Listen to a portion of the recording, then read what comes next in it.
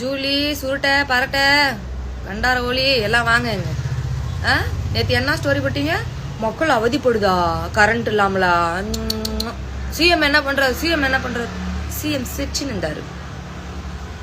எங்க சிஎம் இல்ல, உங்க முன்னாள் முதல்வர் சிஎம் இருக்காருல்ல, சொம்பு தூக்குவீங்களே, கோடம் டப்பு கிப்பு எல்லாம் தூக்குவீங்கல்ல, அவர் தான் இபி ஆபீஸ்ல 3 பேருக்கு பணத்தை கொடுத்து சுவிட்ச் நிறுத்தி வச்சிருக்காரு. சுவிட்ச் மாட்டிக்கினாங்க நக்கிக்கினாங்க.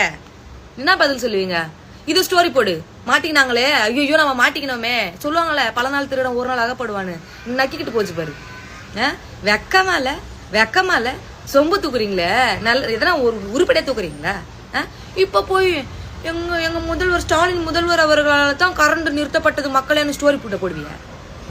ஸ்டோரி போடுவியா கேக்குறேன் நான். போடு பாப்போம், போடு போஸ்டர். நான் உனக்கு ஐ வில் சென்ட். கமன் ஹரே போடு.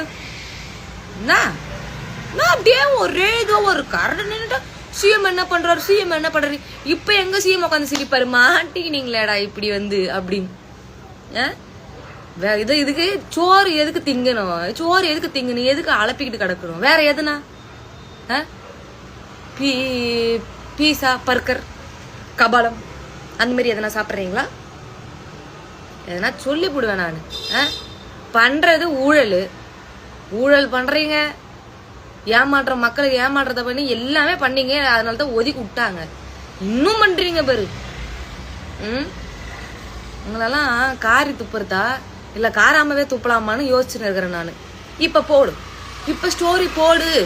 நாங்கள் தான் பண்ணோம் மன்னித்திருங்கன்னு ஸ்டோரி போடுவியா நீ? இப்ப வாயும் வராது சூத்தும் வராது, எதுவுமே வராது. இப்ப உங்களுக்கு ஸ்டோரி போட முடியாது. இதை பத்தி இப்ப மாட்டிக்கினானுலே அதை பத்தி எல்லாம் போட முடியாது.